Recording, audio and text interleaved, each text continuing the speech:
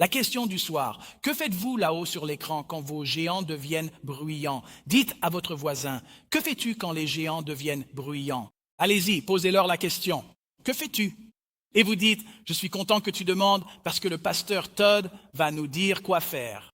Très bien, si vous avez vos notes, nous allons apprendre 4 choses. Voici ce que vous devez faire selon la Bible, pas selon moi, selon la parole de Dieu. Voici ce que vous devez faire lorsque les géants deviennent bruyants dans votre vie. Prêt? Point numéro 1, le voici.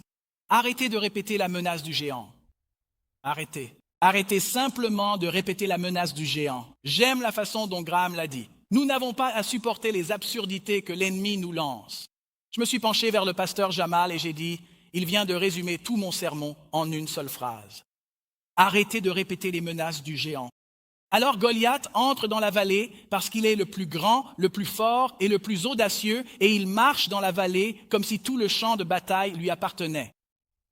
Et puis il ajoute ceci, je défie aujourd'hui les armées d'Israël. Envoyez-moi un homme qui viendra se battre contre moi au verset 10. Alors, que pensez-vous qu'il s'est passé? La Bible nous dit ce qui s'est passé. La Bible dit, lorsque Saül et les Israélites entendirent cela, ils furent, quoi? Terrifiés, et ils furent profondément ébranlés, au verset 11. Maintenant, mettez la Bible en pause ici un instant. Prêt? Mets en pause. Jetons un coup d'œil en arrière. Que se passe-t-il? Remarquez dans l'histoire qu'à ce stade, jusqu'à présent, personne n'a combattu qui que ce soit. Aucune épée n'a été brandie. Aucune lance n'a été lancée. Aucune goutte de sang n'a été versée. Mais la bataille est déjà perdue dans leurs esprits et dans leurs cœurs. La voix de Goliath était devenue plus forte que leur souvenir de Dieu. Alors, que faites-vous à ce moment-là? Si c'est votre cas ce soir, que faites-vous? Eh bien, la première chose à faire, c'est d'arrêter de donner le micro à la peur. Notez cela. Arrêtez de donner le micro à la peur. Qu'est-ce que je veux dire par là? Certains d'entre vous ne font pas que faire face à un géant. Vous répétez en fait les paroles du géant. Vous répétez les inquiétudes. Vous répétez le diagnostic. Vous répétez l'offense. Vous répétez les pires scénarios. Et plus vous répétez cela, plus cela semble avoir d'autorité sur votre vie. Mais écoutez-moi, la foi grandit en vous lorsque vous arrêtez de laisser la peur prêcher les sermons les plus forts à votre âme. D'accord? Alors arrêtez de lui donner le micro. Donc si vous allez arrêter, alors vous devez commencer. Commencez à répéter. Si vous devez répéter quelque chose, commencez à répéter ce que Dieu a déjà dit. Vous voyez, Israël continuait d'écouter ce que disait Goliath, mais ils avaient oublié ce que Dieu avait dit. Réfléchissez-y. À ce moment-là, dans la vallée, c'était le peuple de Dieu. Ils étaient un peuple d'alliance. Ils avaient un passé rempli de délivrance de la part de Dieu. Ils avaient les promesses de Dieu. Mais malheureusement, la peur a cette capacité de faire paraître la fidélité de Dieu dans notre vie comme très lointaine. Alors, quand le géant crie fort, il vous faudra quelque chose de plus fort que la pensée positive. Vous aurez besoin de la vérité de la parole de Dieu, car souvenez-vous, la voix que vous répétez finira par façonner votre manière de réagir. Alors, la prochaine fois que vous entrerez dans la vallée, voici ce que vous devez faire. Vous devez vous poser une question. Quelle voix ai-je écoutée?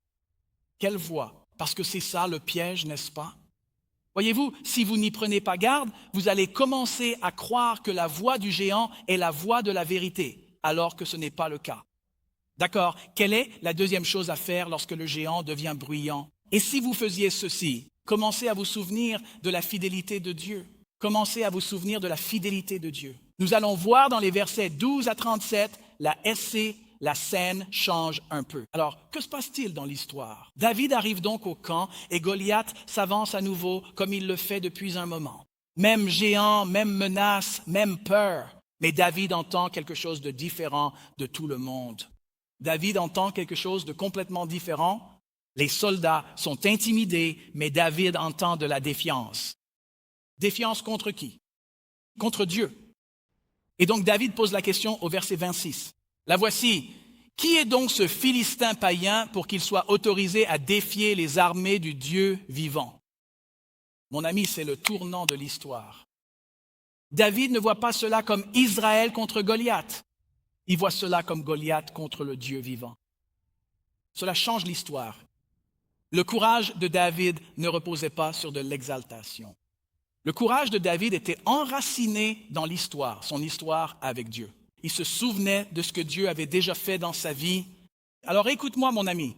Ne néglige pas les lieux cachés où Dieu est et a été en train de te façonner aussi bien maintenant que dans le passé.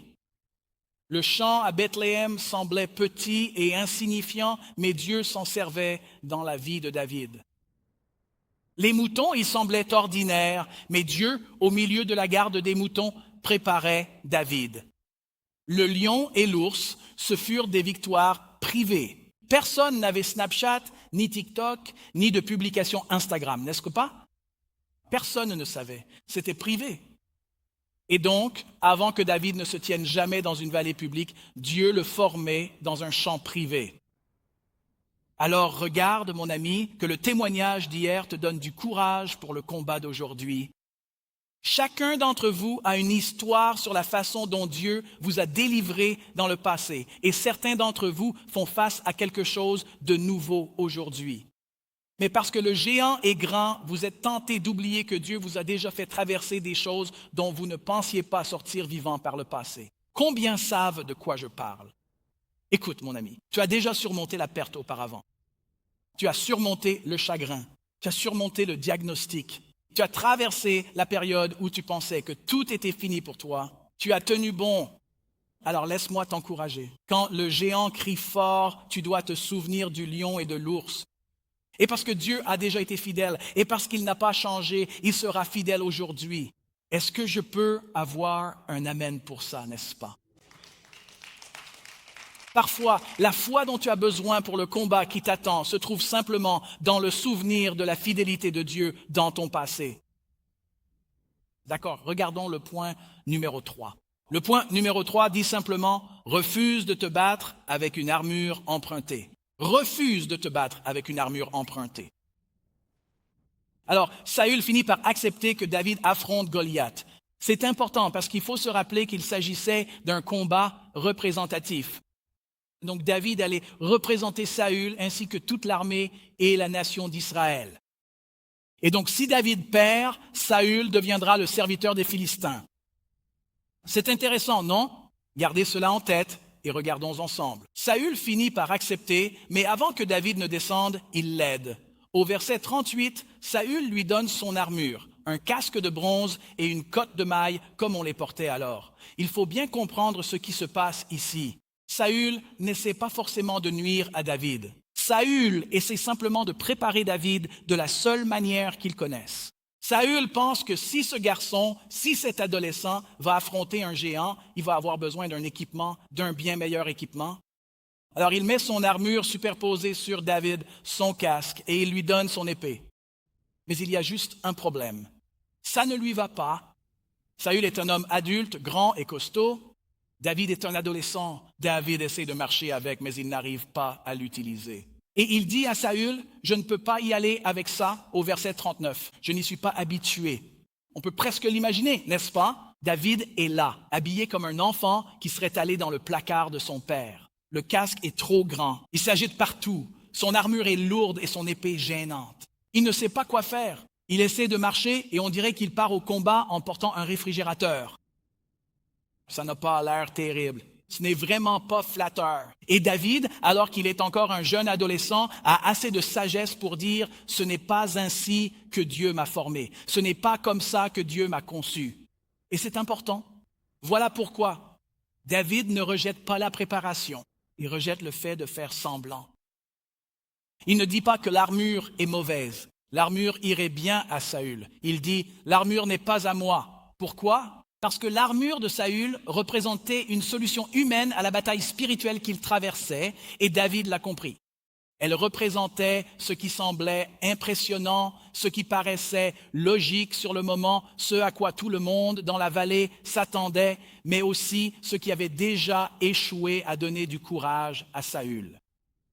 Rappelez-vous, Saül avait déjà l'armure. Saül avait la taille, Saül avait la position, Saül avait l'expérience militaire. Il avait tout, mais il avait quand même peur. Alors David enlève tout cela et la Bible dit ceci. Il prit 5 pierres lisses dans un ruisseau au verset 40 et il les mit dans sa petite sacoche de berger.